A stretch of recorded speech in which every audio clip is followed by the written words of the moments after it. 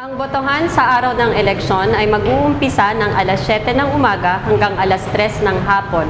Ngunit alas 6 pa lang ng umaga, dapat ang mga BET ay nasa kani-kanilang polling place na upang maihanda ang kanilang presinto. Bago magbotohan, dapat siguraduhin ng BET na nasa kanila na ang lahat ng kakailanganing election forms, documents at supplies. Kailangan isaayos din ng BET ang kanilang presinto. Sa pagsasaayos, gawin ang sumusunod. Ipaskel ang isang kopya ng PCVL para sa barangay voters. Ipapaskel din ng PCVL para sa SK voters para sa mga BETs na may hinahawakang SK precinct. Ipaskel din ang poster ng precinct number at lokasyon ng polling place sa pintuan o malapit sa pintuan ng polling place. Isasaayos ang polling place o kwartong pagbobotohan. Kung angkop sa lugar, maaaring sundin ang layout na nakalagay sa Annex E ng General Instructions for BET. Sa pagsasaayos, siguraduhin na may express lane para sa mga PWDs, senior citizens at escorted detainee voters. Gumawa ng karatula para madaling makita to. Idikit ang certified list of candidates for the barangay and SK positions sa ballot secrecy folders o sa lamesa o upuan. Ilagay ang mga ballot secrecy folders sa ibabaw ng mga mesa o upuan. Bago mag-umpisa ang botohan, bubuksan ng chairman ng BET ang ballot box. Tatanggalin ang laman nito at ipakikita sa mga watchers at iba pang naroroon na wala itong laman. Pagkatapos, ilalak niya ang interior cover ng gamit ng isang padlock. Ang interior ng ballot box ay dapat manatiling nakalock hanggang matapos ang botohan at hanggang umpisa ng bilangan. Ipakikita din sa publiko at mga watchers na ang package ng balota at SK Book of Voters ay parehong selyado bago sirain ang mga seal nito. Isusulat sa minutes kung ilan ang pads ng balota at mga serial numbers sa bawat pad. Isusulat din sa minutes na ang package ng balota at SK Book of Voters ay ipinakita sa publiko na selyado pa at ang mga serial numbers ng paper seal nito. Kung sakaling may detainee voter sa hawak niyong presinto, dapat sabihin o i-announce sa publiko na may detainee voter sa presinto. Nais ko pong ipaalam na meron tayong detainee voter sa presintong to. Ang kanilang mga balota ay nasa Special Board of Election Tellers na bago mag-alas 3 ng hapon ay ibibigay po ng Special Board of Election Tellers ang mga envelopes na naglalaman ng balota ng detainees.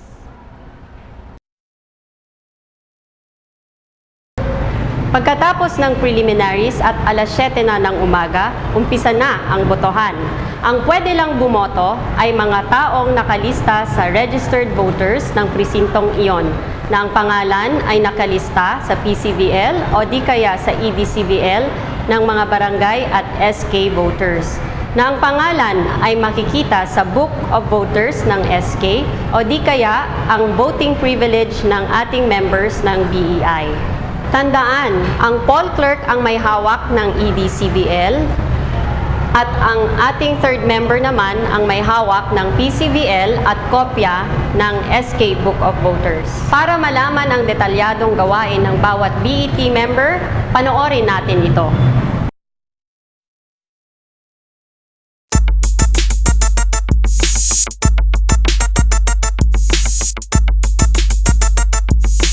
Pangalan po? Carmelita Cabalquinto Aizon.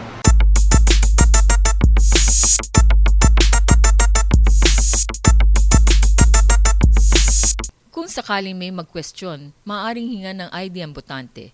Kung wala namang ID, pwede siyang kilalanin ng BET o sino mang rehistradong botante sa nasabing clustered precinct. Isulat ito sa minutes. Okay po.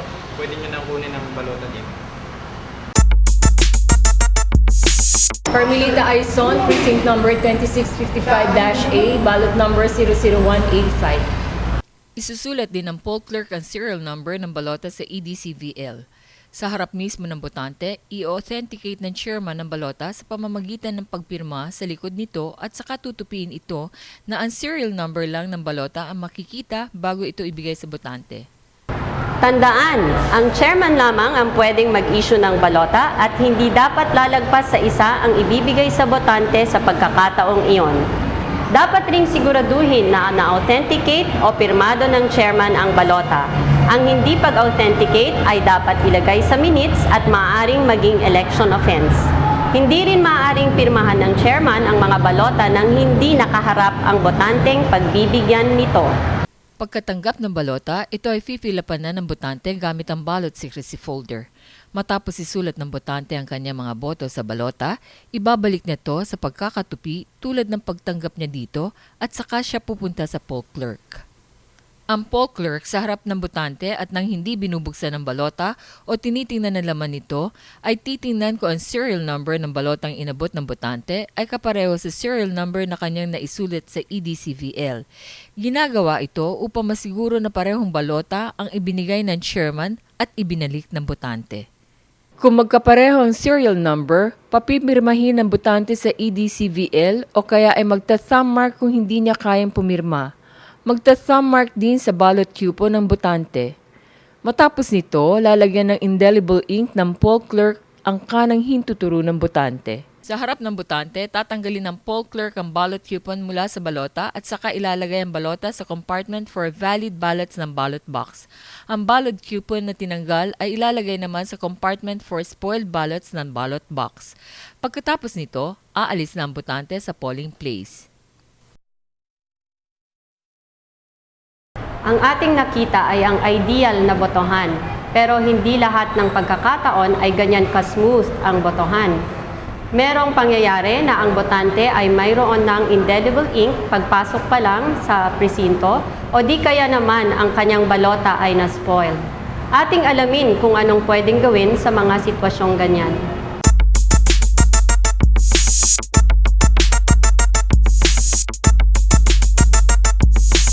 Kung may mantsa ng indelible ink ang daliri ng botante, maaaring sabihin na nakaboto na siya sa ibang presinto.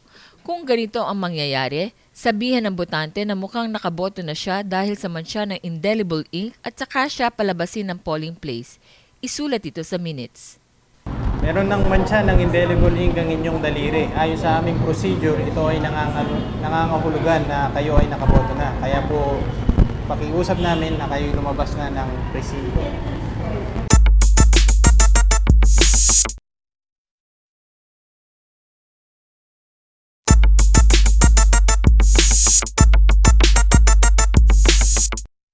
Kundi sinasadyang nasira ng botante ang kanyang balota at hindi na ito pwedeng magamit pa, ibabalik ito ng botante sa chairman ng BET.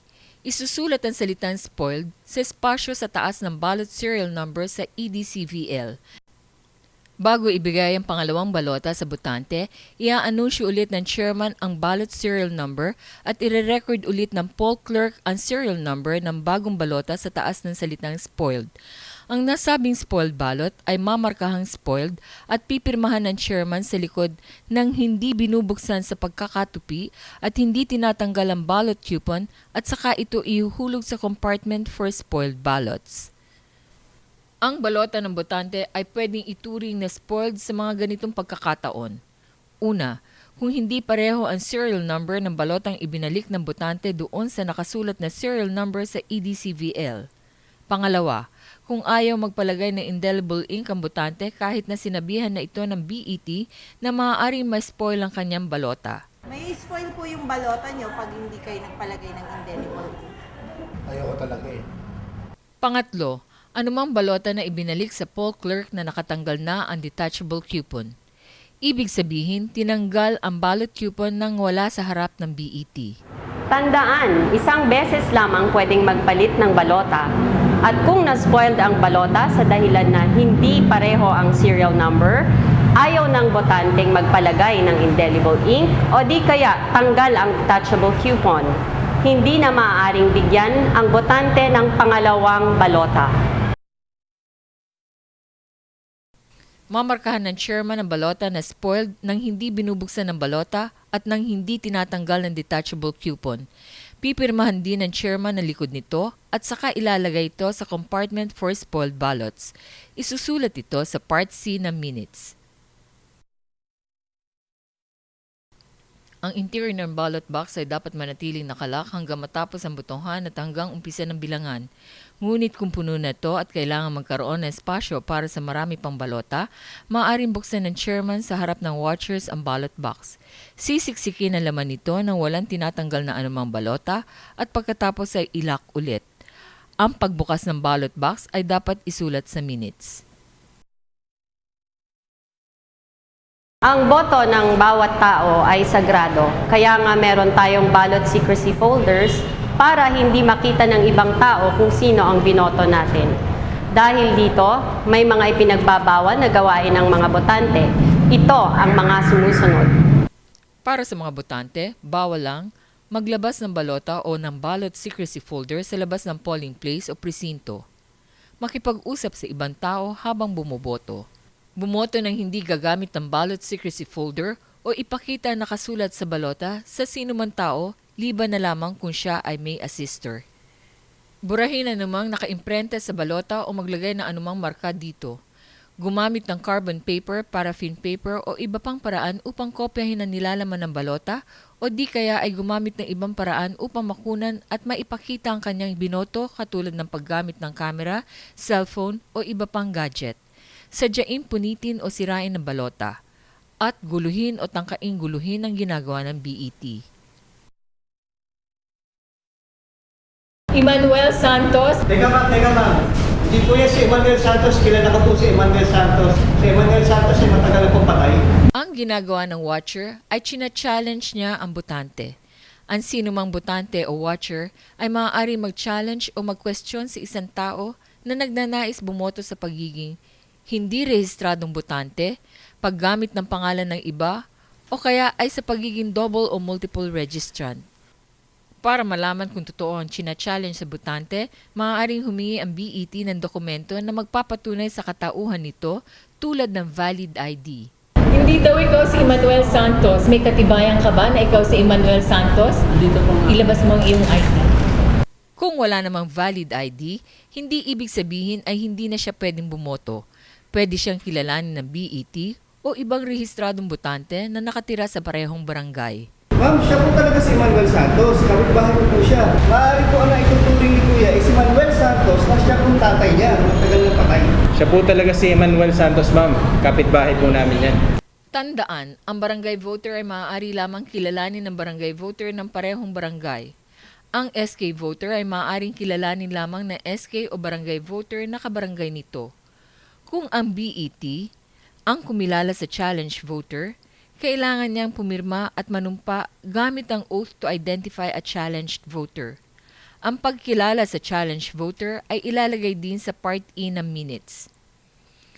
Ang nasabing challenge at desisyon ng BET ay ilalagay sa 4 na kopya ng Certificate of Challenge Protest form na pipirmahan ng mga miyembro ng BET.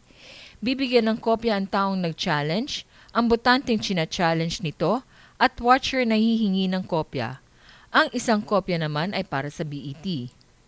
Ang lahat ng challenges at oaths, ang resolusyon ng BET sa bawat kaso ay ilalagay sa Part E ng minutes. Ia-attach din sa minutes sa mga kopya ng challenges, oaths at resolusyon. Pagkatapos ng botohan, isi-certify ng poll clerk na nakalagay sa minutes ang lahat ng mga ito.